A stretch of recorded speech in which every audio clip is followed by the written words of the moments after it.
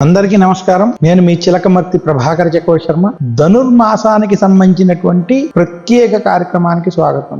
ధనుర్మాసం చాలా ప్రత్యేకమైనది, విశేషమైనది. జ్యోతిష్ శాస్త్ర ప్రకారం సూర్యమానం చంద్రమానం ప్రకారం మనకి జ్యోతిష్య గణనం జరుగుతుంది. అందులో సూర్య సిద్ధాంతం ప్రకారం, ముఖ్యంగా సూర్యమానం ప్రకారం సూర్యుడు ఒక్కొక్క రాశిలో 30 రోజులు సంచరిస్తాడని, అలా సంవత్సరంలో 12 మాసములు 12 రాశుల్లో సంచరించడం చేత ఆ సూర్యుని యొక్క సంచారణ ఆధారంగా మాసములు ఏర్పడతాయి. అటువంటి మాసములు ఏవైతే ఏర్పడుతున్నాయో ఆ ఏర్పడేటువంటి సమయంలో చైత్ర మాసానికి దగ్గరలో సూర్యుడు మేషరాశిలోకి ప్రవేశించినప్పుడు అది మేష మాసముగా, తర్వాత వృషభ మాసం, మిథున మాసం, ఈ రకంగా సూర్యుడు ఉత్తరాయణంలో మకర రాశిలోకి ప్రవేశిస్తే అది మకర సంక్రాంతిగా, మకర మాసంగా మనం చెప్పుకుంటాం. అటువంటి సూర్యుని యొక్క ప్రవేశం ధను రాశిలో ప్రవేశించడం చేత ఈ మాసమునకు ధనుర్మాసం అని పేరు. అయితే ఈ మాసాలలో ధనుర్మాసానికి అంతటి ప్రాధాన్యత, ప్రాముఖ్యత, విశిష్టత రావడానికి కొన్ని కారణాలు. ధనుర్మాసం ఏదైతే ఉన్నదో ఆ ధనుర్మాసానికి జ్యోతిష్ శాస్త్ర ప్రకారం ధను రాశికి అధిపతి బృహస్పతి, గురుడు. బృహస్పతి జ్ఞానానికి, దైవానుగ్రహానికి, శక్తికి ప్రతీక. అటువంటి ధను రాశిలో నవగ్రహాలకి అధిపతి అయినటువంటి సూర్యుడు ప్రవేశించడం చాలా విశేషమని జ్యోతిష్ శాస్త్రం తెలియజేస్తోంది. అటువంటి రవి గ్రహము ధను రాశిలోకి ప్రవేశించినటువంటి మాసం దేవతల్ని ఆరాధించడానికి చాలా విశేషమైనదని జ్యోతిష్ శాస్త్రం చెప్తుంది. అటువంటి ధనుర్మాసంలో ఏ వ్యక్తి అయితే బ్రహ్మ ముహూర్తములోనే నిద్రలేచి దేవతలను ఆరాధించడం, ముఖ్యంగా శ్రీ మహావిష్ణువుని ఆరాధిస్తారో అటువంటి వారికి సకల కోరికలు నెరవేరుతాయని శాస్త్రం. అందుకనే ధనుర్మాసం చాలా విశేషమైనది, చాలా ప్రాధాన్యతతో కూడి ఉన్నటువంటిది. ఇదే కాకుండా ఈ ధనుర్మాసం ఏదైతే ఏర్పడుతున్నదో ఈ ధనుర్మాసం మార్గశిర మాసంలో వస్తుందని శ్రీకృష్ణుడు భగవద్గీతలో స్వయంగా చెప్పడం, మాసానాం మార్గశీర్షోహం అని శాస్త్రం. అటువంటి మార్గశిర మాసం శ్రీ మహావిష్ణువుకి, శ్రీకృష్ణుడికి ప్రీతికరమైన మాసం కూడా ఈ ధనుర్మాసంలో ఏర్పడడం మనం విశేషంగా భావించాలి. ఇలా ధనుర్మాసానికి జ్యోతిష్ శాస్త్ర ప్రకారంగా, పురాణాల ప్రకారంగా చాలా ప్రత్యేకతలు ఉన్నాయి. ఇంకా ధనుర్మాసానికి సంబంధించినటువంటి అనేక విషయాలలో మనకి సంవత్సరాన్ని 2 ఆయనాలుగా చెప్పడం జరిగింది. ఉత్తరాయణం, దక్షిణాయనం. సూర్యుడు మకర రాశిలో ప్రవేశించినటువంటి మకర సంక్రమణం జరిగినప్పటి నుంచి కాలం ఏదైతే ఉన్నదో అది ఉత్తరాయణంగా, సూర్యుడు కర్కాటక రాశిలో ఉండి కర్కాటకం నుంచి ధను రాశిలో ఉన్నటువంటిది దక్షిణాయనంగా చెప్పడం జరిగింది. అయితే మకర సంక్రాంతికి పూర్వం ఉన్నటువంటి ధను రాశిలో సూర్యుడు ఉన్నటువంటి కాలం చాలా ప్రత్యేకమైనది. ఎందుకు అంటే ఈ సమయంలో, ఈ కాలము దేవతలకి బ్రహ్మ ముహూర్తంగా చెప్తారు. అంటే ఉత్తరాయణాన్ని దేవతలకి పగటి సమయం అని, దక్షిణాయనం దేవతలకి రాత్రి సమయం అని చెప్తారు. అటువంటి రాత్రి సమయం ఉన్నటువంటి దేవతలకి ధనుర్మాసం ఏదైతే ఉన్నదో ఉత్తరాయణం ప్రారంభానికి దక్షిణాయనానికి సంధి కాలం అవడం చేత ఇది దేవతలకి బ్రహ్మ ముహూర్త సమయం అని శాస్త్రాలు తెలియజేస్తాయి. అటువంటి బ్రహ్మ ముహూర్త సమయం ఏర్పడినటువంటి ఈ ధనుర్మాసం చాలా ప్రత్యేకమైనది, విశేషమైనది. అందులో ధనుర్మాసంలోనే ముక్కోటి ఏకాదశి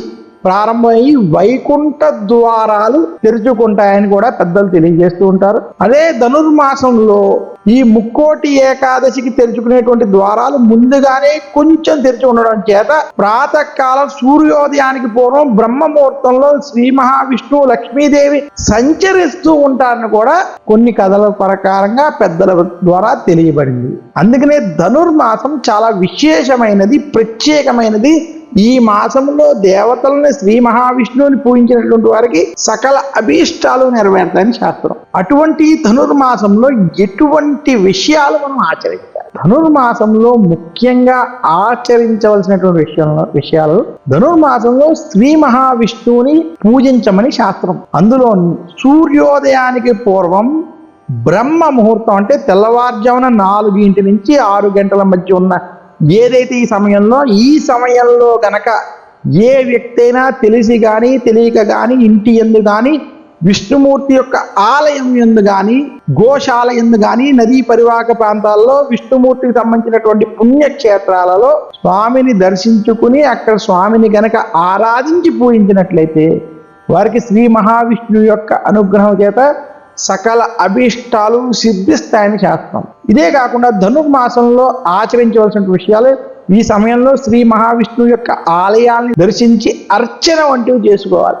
ధనుర్మాసంలో తెలిసి కానీ తెలియక కానీ విష్ణు సహస్రనామాన్ని పారాయణం చేసిన వాళ్ళు, కనీసం కొన్ని నామాలను స్మరించుకుని చదివినటువంటి వారికి, అందులో నది బ్రహ్మ ముహూర్తంలో చేసినటువంటి వారికి చాలా విశేషమైనటువంటి ఫలితం ఉంటుంది. ధనుర్మాసం ధ్యానానికి, సాధనకి, ముఖ్యంగా నామస్మరణ వంటివి చేసుకోవడానికి సాధకులకి చాలా ఉత్తమమైన మాసం. అందులోనూ బ్రహ్మ ముహూర్తంలో చేసేటువంటి సాధన చాలా విశేషమైనది ఈ మాసం. ఇదే కాకుండా ధనుర్మాసానికి ఉన్నటువంటి మరొక ప్రత్యేకత గోదా కళ్యాణం. గోదాదేవి అందించినటువంటి పార్శ్వులు ఏవైతే ఉన్నాయో అవి చదువుకోవడం, తిరుప్పావై పారాయణం చేయడం. మనకి గోదాదేవి తిరుప్పావైని గానము చేసి, మనకి అనేక వేదాలు, వేద మంత్రాలు, కొన్ని స్తోత్రాలు ఇవన్నీ కూడా మంత్రపరంగా ఉంటాయి, కానీ పారాయణం చేసేటువంటివి చాలా అరుదుగా కొన్ని మాత్రమే ఉంటాయి. అలా పారాయణం గానము చేసేటువంటి ఏదైతే ఉన్నదో ఆ గానంలో చేసేటువంటివి ఏవైనా ఉంటే అందులో తిరుప్పావై. గోదాదేవి శ్రీకృష్ణుడే తన భర్తని, రంగనాథ స్వామి ఆలయం దగ్గర ఉండేటువంటి తమిళనాడు ప్రాంతంలో ఉండేటువంటి గోదాదేవి తిరుప్పావైని ఈ ధనుర్మాసంలో 30 రోజులు పారాయణం చేసి, గానము చేసి కృష్ణున్నే తన భర్తగా పొందినట్టుగా, ఆమె వైకుంఠ లోకానికి వెళ్ళినట్టుగా మనకి గోదా కళ్యాణం ద్వారా, తిరుప్పావై ద్వారా మనకి తెలియజేశారు. అందుకనే ధనుర్మాసం మన దక్షిణ భారతదేశంలో ముఖ్యంగా ఎంత ప్రత్యేకతని సంపాదించుకుంది. వైష్ణవ సాంప్రదాయంలో ఉన్న అనేక మంది ధనుర్మాసం కోసం వేచి ఉంటారు. మనకి కార్తీక మాసం శివారాధనలకి ఎంత ప్రాధాన్యత ఉన్నదో ధనుర్మాసంలో శ్రీ మహావిష్ణువు యొక్క ఆరాధనలకి అంతటి విశేషం ఉన్నది అనేటువంటి విషయాన్ని మనం గమనించాలి. ఇటువంటి సూర్యుడు ధనురాశిలో ఉన్నటువంటి ధనుర్మాసం ఏదైతే ఉన్నదో ఆ ధనుర్మాసంలో శ్రీ మహావిష్ణువుని స్మరించుకోవడం, పూజించుకోవడం, అర్చించుకోవడం, ఆయన్ని ధ్యానించడం చాలా విశేషమైనటువంటి పుణ్యఫలాన్ని అందిస్తుంది. అందుకనే ధనుర్మాసం చాలా గొప్పదైన మాసం, విశేషమైనటువంటి మాసం. ఈ మాసంలో ప్రతి ఒక్కరూ బ్రహ్మ ముహూర్తంలోనే నిద్ర లేచి స్నానం ఆచరించి శ్రీ మహావిష్ణువుని భక్తి శ్రద్ధలతో, తులసి మాలతో, మల్లె పూలతో పూజించినటువంటి వారికి, అలాగే విష్ణు సహస్రనామాలు వంటివి పారాయణం చేసినటువంటి వారికి, శ్రీ మహావిష్ణువుని స్మరించుకుంటూ ధ్యానం వంటి ఉపదేశం వంటి తీసుకుని ధ్యానం పొందినటువంటి వారికి శ్రీ మహావిష్ణువు యొక్క అనుగ్రహము చేత విష్ణు లోక ప్రాప్తి కలుగుతుంది. అంతటి విశేషంతో కూడుకున్నటువంటి మాసం ఈ ధనుర్మాసం అని మరొక్కసారి తెలియజేస్తున్నాను. అందువల్ల ధనుర్మాసం చాలా ప్రత్యేకమైనది, విశేషమైనది.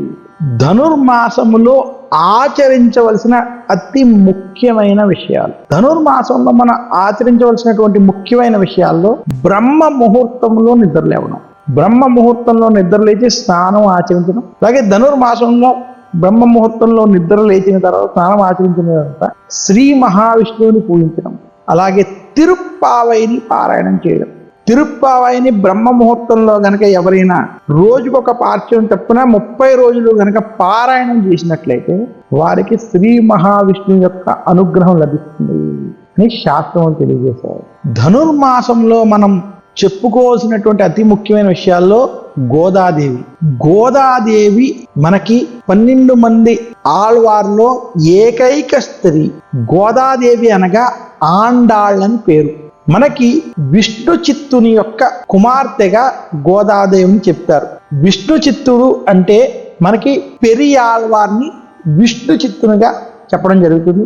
ఆ పెరియాళ్వారికి రంగనాథ స్వామి కోవెల వెనకాల ఆయన ఉండేటప్పుడు వారి ఇంటి వెనక భాగంలో తులసి కోట వద్ద తులసి వనములో ఆమె లభించినట్టుగా, ఆ ఆళ్వారికి పిల్లలు లేకపోవడం, ఆ యొక్క స్త్రీ లభించినటువంటి ఆవిడే గోదాదేవిగా మనకి చెప్పడం జరుగుతుంది. అటువంటి ఆండాళ్ళమ్మ వారిని, ఈ గోదాదేవిని ధనుర్మాసంలో స్మరించుకోవాలి.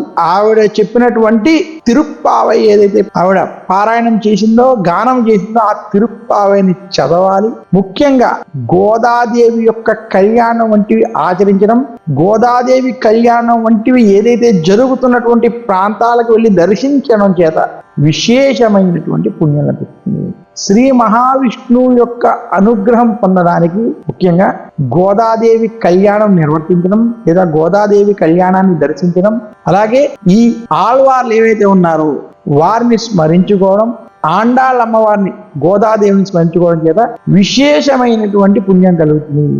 ఆ విష్ణు చిత్తు అనేటువంటి వారి యొక్క కుమార్తెగా ఆమెనే గోదాదేవిగా ఆండాళ్ళ అమ్మవారుగా మనకి వైష్ణవ సాంప్రదాయ ప్రకారం ఈ విషయాలని పెద్దలు తెలియజేశారని తెలియజేస్తున్నాను. అసలు ధనుర్మాసంలో మనం తిరుప్పావై చదవాలి. తిరుప్పావై అంటే ఏమిటంటే మనకి గోదాదేవి రచించినటువంటి తిరుప్పావైలో 30 పాశురాలు ఉంటాయి. ఈ పాశురాలు గానము చేయమని పెద్దలు తెలియజేశారు. గోదాదేవి రచించినటువంటి తిరుప్పావైలోని ఈ 30 పాశురాలను ఒక్కొక్క రోజు ఒక్కొక్క పాశురాలను మనం పఠించాలని శాస్త్రాలు తెలియజేస్తున్నాయి. అందులో తిరుప్పావైలో ముఖ్యంగా మొదటి 10 పాశురాల్లో శ్రీకృష్ణుని యొక్క లీలలు, తర్వాత 10 పాశురాల్లో గోపికల యొక్క భావాలు, తర్వాత 10 పాశురాల్లో జీవాత్మ పరమాత్మ ఏకత్వం సూక్ష్మముగా ఇందులో వివరించాయి. ఈ రెండుటి యొక్క జీవాత్మ పరమాత్మ యొక్క ఏకత్వం నుంచి ఇవన్నీ ఏర్పడినటువంటి అనేక విషయాలు మనకి ఈ తిరుప్పావైలో చెప్పడం చేత ఈ తిరుప్పావై గోదాదేవి కళ్యాణం చాలా విశేషమైనది. భక్తి మార్గము ద్వారా జ్ఞాన మార్గము ద్వారా మోక్ష మార్గము పొందడానికి ఈ తిరుప్పావై వంటివి మనకి చాలా ఉపయోగపడతాయి. అటువంటి ఈ తిరుప్పావైని ధనుర్మాసంలో ఎవరైతే పారాయణం చేస్తారో, వింటారో, చదువుతారో, కనీసం దాని అర్థాన్ని చదివి తెలుసుకుంటారో, ఏకత్వం అనేటువంటి విషయాన్ని తెలుసుకుంటారో, దానివల్ల శ్రీ మహావిష్ణువు యొక్క అనుగ్రహం పొందవచ్చు. అందుకనే తిరుప్పావైలో మొదటి శ్లోకము, మొదటి పాశురం యొక్క అర్థం కూడా శ్రీ మహావిష్ణువుని పూజించడానికి ఆడవాళ్ళంతా కలిసి రండి అనేటువంటిది మొదటి పాశురంలోనే చెప్తుంది గోదాదేవి. ఇంతటి విశేషముగా గోదాదేవి మనకి అందించినటువంటి గొప్ప వరం ఈ యొక్క ధనుర్మాసంలో తిరుప్పావైని తెలియజేస్తూ, ఈ తిరుప్పావై గురించి తెలుసుకోవడం, స్మరించుకోవడం, పఠించడం వల్ల శ్రీ మహావిష్ణువు యొక్క, శ్రీకృష్ణుని యొక్క అనుగ్రహాన్ని పొందవచ్చు అని తెలియజేస్తున్నాను. అసలు గోదాదేవి కళ్యాణం అంటే ఏమిటి అంటే, మనకి గోదా కళ్యాణం అనేది ఆండాళ్ శ్రీరంగనాథ స్వామి యొక్క కళ్యాణ మహోత్సవం అని. ఈ కళ్యాణం ముఖ్యంగా ధనుర్మాస చివరి సమయంలో చేస్తారు. ముఖ్యంగా ముక్కోటి ఏకాదశి, భోగి, కనుమ వంటి సమయాలలో ఈ ధనుర్మాసానికి సంబంధించినటువంటి గోదా కళ్యాణం చేస్తారు. అది ఈ కళ్యాణం యొక్క విశేషం. ఈ కళ్యాణాన్ని చూసినటువంటి వారికి, స్త్రీలకి సౌభాగ్యం కలుగుతుంది. వివాహము కాని స్త్రీలు గోదా కళ్యాణం ఆచరించినా, చూసినా, అందులో పాలు పంచుకున్నా వారికి తక్షణం వివాహం అవుతుందని, వివాహమైనటువంటి వారు భర్తతో సుఖంగా సౌభాగ్యవంతురాలై ఉంటారని, వారికి ఉన్నటువంటి జాతకంలో ఎటువంటి దోషాలున్నా అవి తొలగి, జీవితంలో ఏమైనా మనస్పర్ధలు వంటివి ఏర్పడుతున్నా అది శ్రీ మహావిష్ణువు, ఆ రంగనాథుడు, శ్రీకృష్ణుని యొక్క అనుగ్రహం చేత తొలగిపోతాయని పెద్దలు తెలియజేస్తారు. ఇంతటి విశేషం ఉన్నది కాబట్టి పెళ్లి కాని ఆడవారు, పెళ్ళైన ఆడవారు, సంతానం కోరేటువంటి వారు కూడా గోదా కళ్యాణాన్ని ధనుర్మాసంలో చేయడం, లేదా చూడడం, వీక్షించడం, శ్రీమన్నారాయణని పూజించడం, ఈ యొక్క తిరుప్పావై పారాయణం వంటివి చేయడం మనం గమనించాల్సినటువంటి అంశం. గోదా కళ్యాణంలో ఉన్న ప్రత్యేకత ఏమిటంటే, మన పురాణ కథనాల ప్రకారం ముఖ్యంగా ఆండాళ్ళ వారు తన కోసం తయారు చేసిన పూలమాలని ముందుగానే ధరించి, అంటే స్వామివారికి సమర్పించేటువంటి పూలమాలని ముందుగానే ధరించి, ఆ తర్వాతే ఆ యొక్క పూలమాలను శ్రీరంగనాథుడికి అర్పించిందని, శ్రీమన్నారాయణుడు ఆ మాలనే స్వీకరించడం చేత ఆమెను తన పత్నిగా స్వీకరించాడని చెప్తారు. ఇది భక్తికి పరాకాష్ఠకి ప్రతీకగా కూడా తెలియజేస్తారు. ఇవన్నీ గోదా కళ్యాణంలో ఉన్నటువంటి మహత్యం. ముఖ్యంగా ధనుర్మాసంలో గోదాదేవి యొక్క విశేషాలు ఈ కథల ద్వారా మనకి అందించబడ్డాయి. ధనుర్మాసంలో గోదాదేవి ఆరాధన యొక్క ఫలితాలు. ధనుర్మాసంలో ఎవరైతే గోదాదేవిని పూజిస్తారో, తిరుప్పావై పఠనం చేస్తారో, గోదా కళ్యాణ దర్శనం చేస్తారో, అటువంటి వారికి ఇటువంటి ఫలితాలు కలుగుతాయని శాస్త్రాలు తెలియజేస్తాయి. ముఖ్యంగా సంతానం, సౌభాగ్యం, దాంపత్య సౌఖ్యం, ఐశ్వర్యం, మోక్ష మార్గం ఇవి లభిస్తాయని పెద్దలు తెలియజేస్తారు. అందుకనే తిరుప్పావైలో ఉన్నటువంటి 30 పార్శ్వాలు వరకు సరిగ్గా చదివి అర్థం చేసుకుంటే అందులో భక్తి, జ్ఞానం, మోక్షము, దాంతోపాటు ఆయుష్, సౌఖ్యము కూడా కలుగుతాయని తెలియజేస్తున్నాను. ధనుర్మాసం అనేది చాలా పుణ్యమైన కాలం. దీనికి గల ముఖ్య కారణం దేవతలు సైతం బ్రహ్మ ముహూర్తంలో సంచరిస్తారు. అందుకనే ధనుర్మాసంలో బ్రహ్మ ముహూర్తంలో లేవడం, బ్రహ్మ ముహూర్తంలో పూజలు, స్నానం ఆచరించి పూజలు వంటివి చేయడం, ధ్యానం వంటివి ఆచరించడం చాలా ఉత్తమం. ఏ వ్యక్తి అయితే తెలిసి కానీ తెలియక కానీ ధనుర్మాసంలో శ్రీ మహావిష్ణువుని బ్రహ్మ ముహూర్తంలో పూజిస్తారో అటువంటి వారికి సకల కోరికలు నెరవేరుతాయి. అందుకనే ధనుర్మాసంలో బ్రహ్మ ముహూర్త పూజ చాలా ప్రత్యేకమైనది, విశేషమైనది. ఈ మాసంలో బ్రహ్మ ముహూర్తంలో స్వయంగా శ్రీ మహాలక్ష్మీ నారాయణులు విహరిస్తారని బ్రహ్మ ముహూర్తంలో మనకి పురాణోక్తి అంటే పురాణాల్లో చెప్పడం జరిగింది. అందుకనే ధనుర్మాసం యొక్క బ్రహ్మ ముహూర్తానికి అంతటి ప్రాధాన్యత, ప్రత్యేకత ఉన్నదని తెలియజేస్తున్నాను. ధనుర్మాసంలో మనం పూజించవలసినటువంటి ముఖ్య ఆలయాలు లేదా దేవతలను చూసుకున్నట్లయితే శ్రీ మహావిష్ణువుకి సంబంధించినటువంటి ఏ ఆలయంలోనైనా మనం పూజించుకోవచ్చు. అది శ్రీరాముడు, శ్రీకృష్ణుడు, వెంకటేశ్వర స్వామి.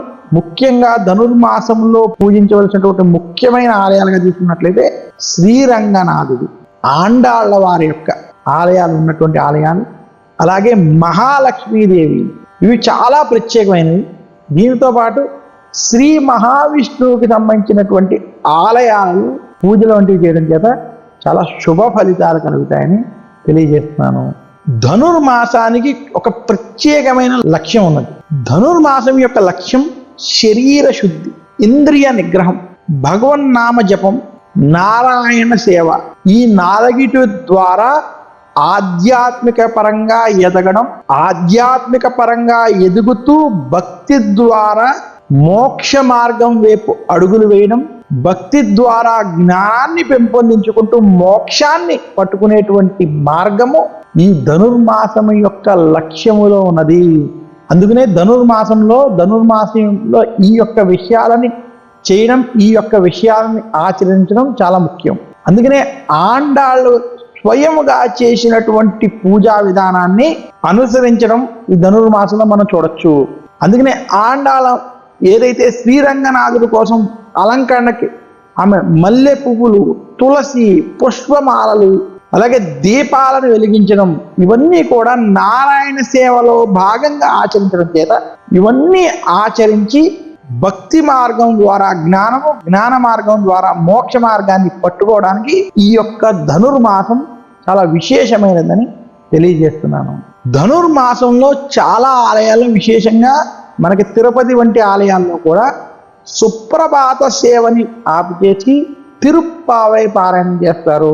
ఈ కాలంలో సుప్రభాతం ఆపి తిరుప్పావైతో దేవుణ్ణి మేల్కొనడం అన్నది ఆండాళ్ల ఆచారంగా. అందుకే మార్గశిర మాసంలో తిరుప్పావై మాత్రమే అనే ఆచారం కూడా మనకి ఉన్నది అనేటువంటి విషయాన్ని గమనించి ధనుర్మాసం యొక్క ప్రాధాన్యత మనం గమనించాలి. ఇంకా ధనుర్మాసంలో ఇటువంటివి ఆచరిస్తూ శ్రీ మహావిష్ణువుని మల్లె పూలతో, తులసి దళాలతో గనక అర్చించి పూజించినట్లయితే, అలాగే శ్రీ మహావిష్ణువుకి ప్రత్యేకమైన నైవేద్యాలు, పాలతో చేసినటువంటి నైవేద్యాలు, అలాగే ముఖ్యంగా చక్కెరతో చేసినటువంటి పాయసాన్నం వంటివి ఈ మాసంలో ముఖ్యంగా శ్రీ మహావిష్ణువుకి నివేదన చేయాలి. ఇటువంటివి చేయడం చేత చాలా విశేషమైనటువంటి ఫలితాలని ధనుర్మాసంలో పొందగలరు. మరొక్కసారి ప్రేక్షకులందరికీ ధనుర్మాసం యొక్క శుభాకాంక్షలు తెలియజేస్తూ, ధనుర్మాసం యొక్క వైభవం ఏంటి, తిరుప్పావై యొక్క గొప్పతనం ఏమిటి, గోదా కళ్యాణం విశేషం ఏమిటి, శ్రీ మహావిష్ణువుని ఏ రకంగా పూజించాలి, ఆచరించాలి, ధనుర్మాసంలో బ్రహ్మ ముహూర్తం యొక్క ప్రాధాన్యత ఏంటి అనేటువంటి అంశాలన్నీ ఈ కార్యక్రమం ద్వారా తెలియజేసేటువంటి అవకాశం ఇచ్చినటువంటి ఆ శ్రీమన్నారాయణుడికి నా యొక్క హృదయపూర్వక నమస్కారాలు తెలియజేస్తూ, ఈ యొక్క కార్యక్రమ ఫలితం అంతా కూడా శ్రీమన్నారాయణునికి సర్వం శ్రీకృష్ణార్పణమస్తు, శ్రీరంగనాథ అర్పణమస్తు అని తలుచుకుంటూ అందరికీ ఈ యొక్క కార్యక్రమంలో ఉన్నటువంటి విషయాలను ధనుర్మాసంలో వినడం చేత మీకు శుభ ఫలితాలు కలిగి శ్రీ మహావిష్ణువు యొక్క అనుగ్రహం కలగాలని మనస్ఫూర్తిగా కోరుకుంటూ సర్వే జనా సుఖినో భవంతు అని కోరుకుంటూ సెలవు తీసుకుంటూ అందరికీ నా యొక్క మంగళాశాసనములు. ఓం నమో నారాయణాయ నమః, శ్రీమన్నారాయణాయ నమః, ఓం నమో వెంకటేశాయ నమః. నమస్కారం. మీ చిలకమర్తి ప్రభాకర్ చక్రవర్తి శర్మ.